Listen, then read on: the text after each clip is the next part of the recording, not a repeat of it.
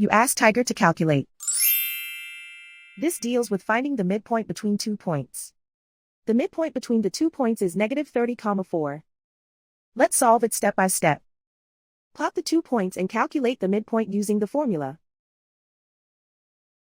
The coordinates of point 1 are, x1 equals -53, y1 equals -39. The coordinates of point 2 are, x2 equals -7, y2 equals 47. PM represents the midpoint of the 2 points.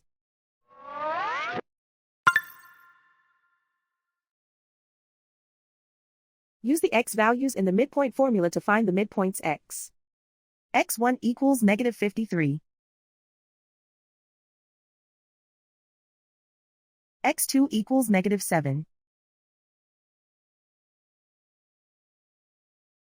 Simplify the arithmetic.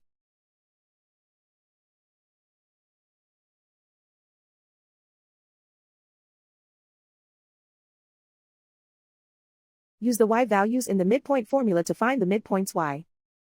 y1 equals -39.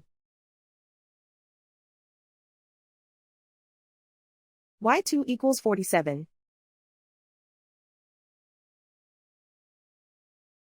Simplify the arithmetic.